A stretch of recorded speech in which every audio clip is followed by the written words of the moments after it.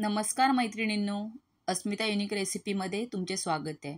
तर आज मी तुम्हाला दाखवणार आहे युनिक असा गुलाबजामुन केक। सो त्याच्यासाठी मी हा व्हॅनिलाचा स्पॉन्ज घेतलेला आहे,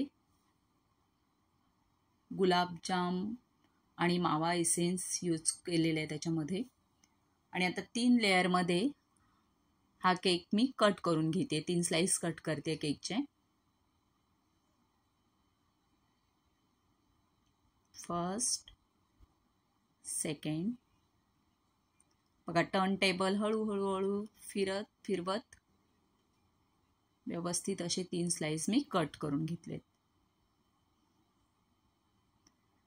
चलो, केक बोर्ड घेतलेला आहे हाफ केजीचा केक आहे माझा हा। मध्ये क्रीम लावली मी केक बोर्डला आणि फर्स्ट लेयर केक बोर्ड वरती अरेंज केलेला आहे।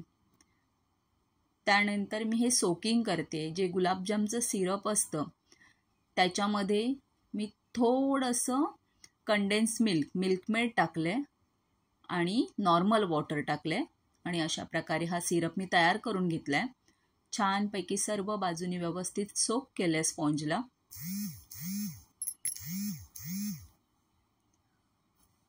त्यानंतर ही व्हिप क्रीम केक वरती टाकून मी व्यवस्थित टर्न टेबल फिरवत सर्व बाजूनी स्प्रेड करून घेतली आहे व्हिप क्रीम। त्यानंतर हे गुलाबजाम क्रश करून बारीक करून घेतलेत आणि ते सर्व बाजूनी मी पसरवून घेते। खूप टेस्टला अमेझिंग होतो हा केक। आणि थोडंसं कंडेन्स मिल्क मी वरून गुलाबजाम वरती टाकते, एक रॉयल टेस्ट येते छानशी। सो नक्की करून बघा, ट्राय करा। हा जो वरचा पार्ट होता हा मिडलला अपसाइड डाऊन करून मी केक वरती फर्स्ट लेयर वरती ठेवलेला आहे। देन मी नेहमी 2 स्लाइस ज्या आपल्या ह्या केकच्या आहेत त्या जॉईंट करून घेते, त्यामुळे केक हलत नाही। तुम्ही असंच करा, नवशिक्यांसाठी वगैरे केक आयसिंग करताना हल्ला जातो, पण तुम्ही जर असं केलं तर बिलकुल स्लाइस हलणार नाही, छानशा एकमेकांवरती अरेंज होतील। देन सेकंड स्पॉन्जला पण मी व्यवस्थित सोकिंग करून घेतेय, त्याच्यावरती पण क्रीम टाकून घेतेय।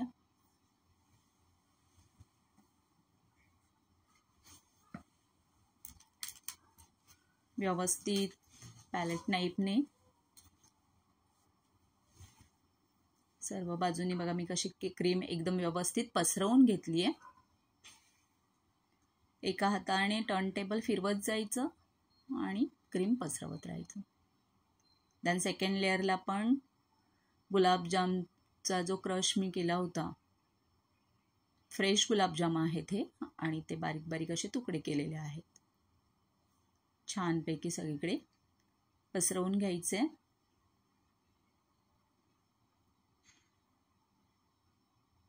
हा माझा अर्धा किलोचा केक आहे आणि ऑलमोस्ट मी त्याला 150 ते 200 ग्रॅम गुलाबजाम यूज केलेत। देन पुन्हा मी याच्यावरती मिल्कमेड वापरले। खूप छान टेस्ट येते, गुलाबजाम मिल्कमेड कॉम्बिनेशन खूप छान लागतं। नक्की ट्राय करून बघा हा केक, तुम्हालाही खूप आवडेल, कारण ज्या कस्टमरची ऑर्डर होती त्यांना खूप आवडला होता।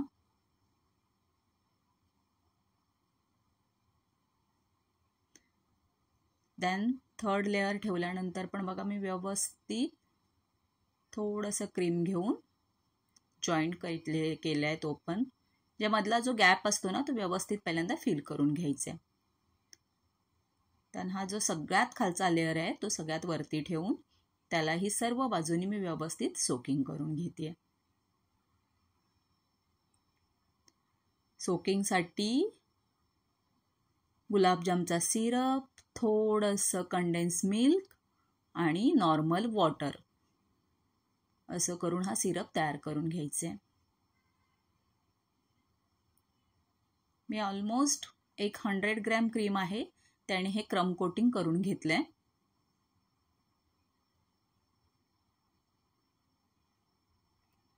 त्यामुळे काही खूपसं क्रीम आपलं हे केकमध्ये गेलेलं नाही आहे, त्यामुळे क्रीमी असा केक होणार नाही आहे तुमचा. 90 ते 100 ग्रॅम क्रीम क्रम कोटिंगला अर्धा किलोच्या इनफ होऊन जातं.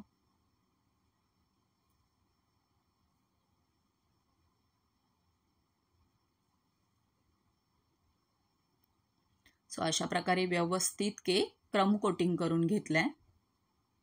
बघा माझा हात एकाच ठिकाणी आहे पॅलेट नाईफचा. मी टर्न टेबल फिरवते आणि केक आयसिंग करते व्यवस्थित. 1 फिंगरचं फक्त प्रेशर देते मी 90 डिग्रीमध्ये आणि हा 40 डिग्रीमध्ये.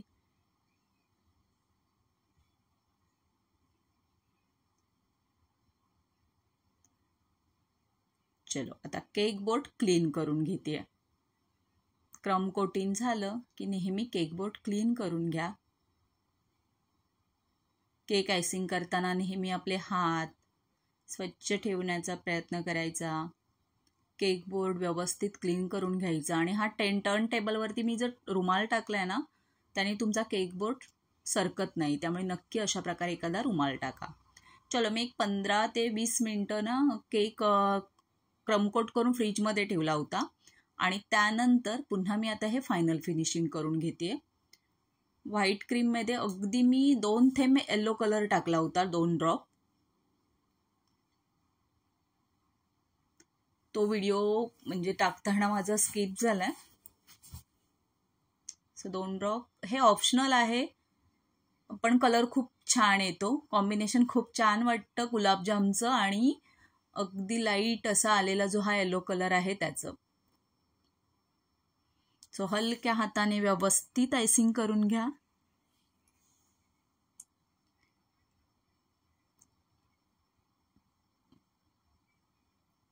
हळूहळू व्यवस्थित छानपैकी मी आयसिंग करून मग स्क्रॅपरने पुन्हा फायनल फिनिशिंग केलेलं आहे केकला. साईडला पण मी कॉमचं स्क्रॅपर वापरून फिनिशिंग केली आहे.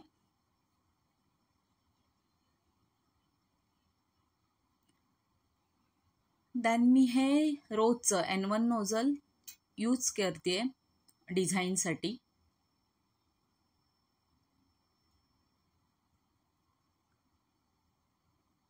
ऑलमोस्ट मला टोटली डिझाईन, क्रम कोटिंग, फायनल फिनिशिंग 200 ग्रॅम क्रीममध्ये माझं हे सगळं झालेलं आहे. जरी अर्धा किलोचे केक असले तरी होममेड केक हे थोडेसे मोठे म्हणजे वजनाला वाढतातच. सो बघा हे नोझलने मी छोटे छोटे पहिले रोजेट काढून घेते. डेकोरेशनचा पार्ट हा पूर्णपणे ऑप्शनल असतो, जसं तुम्हाला आवडेल तसं डेकोरेशन करा. पण बघा हे सिम्पल डेकोरेशन पण पूर्ण केक तयार झाल्यावर किती अमेझिंग वाटेल ते. रोजेट काढून घेतल्यानंतर जस्ट मी टच करते, अप करते आणि छोटे छोटे फ्लॉवर्स काढून घेते. पुश करायचं वरती उचलायचं, पुश करायचं वरती. खूप छान छोटी छोटी फुलं येतात. केकच्या 1 साईडला मी डेकोरेशन केलंय.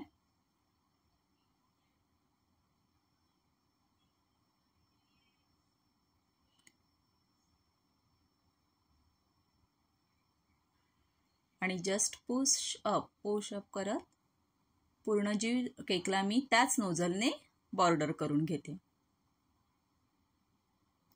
सो एकाच नोझलने मी रोजेट पण काढले, छोटे छोटे फ्लॉवर पण काढले आणि ही आता बॉर्डर पण काढून घेते. त्यामुळे फक्त एक नोझल पण यूज करून खूप चांगल्या प्रकारे तुम्ही केकला डेकोरेशन करू शकता. सो बघा किती छानशी अशी बाजूची पण डिझाईन माझी तयार झाली आहे.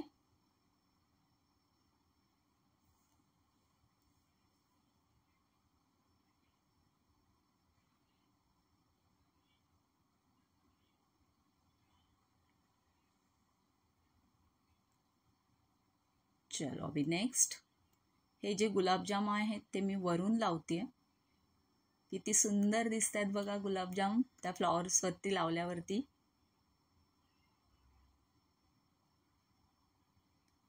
तुम्हाला जसे अरेंज करायचे तसे करू शकता किंवा मी ज्या पद्धतीने करते तशाही प्रकारे तुम्ही हे गुलाबजाम लावू शकता.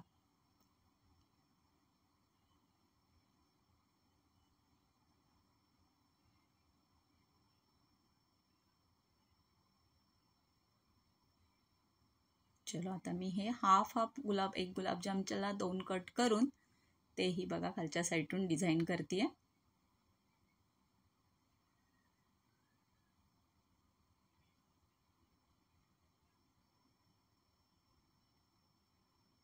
असा भन्नाट एक मस्तपैकी केक वाटतोय ना. किती छान डिझाईन तयार झाली आहे. सो आता या केकवरती मी मस्त पिस्त्याचे काप करून घेतले आहेत स्लाइस आणि छानपैकी पिस्त्याने सजवते. सजावट तुम्हाला हवी तशी करू शकता. तुम्हाला काय यूज करायचं आहे त्याने तुम्ही करू शकता. डेकोरेशनचा पार्ट हा ऑप्शनल असतो. तुम्हाला हवं तसं तुम्ही डेकोरेशन करू शकता.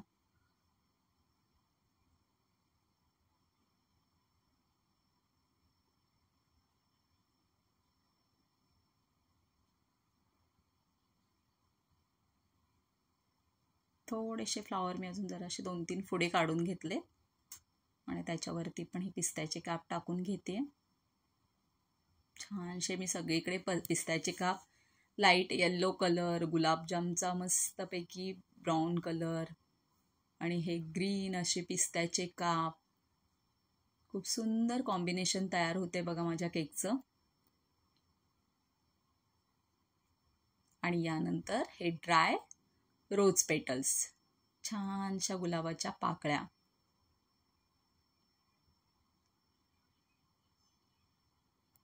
सजावटीमध्ये रंगत आणण्यासाठी या गुलाबाच्या पाकळ्यांनी खूप छान असे वाटतात बघा.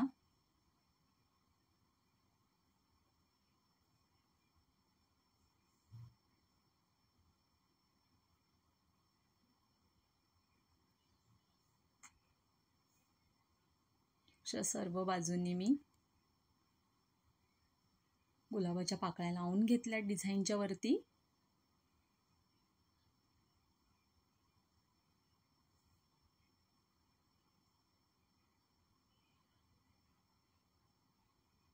किती छान डिझाईन तयार झाली आहे बघा. मस्तपैकी डिझाईन तयार झाली आहे. आता याच्यावरती मी कोल्ड जेलने नाव लिहिलेलं आहे. एक छानसा बर्थडेचा टॅग लावलाय.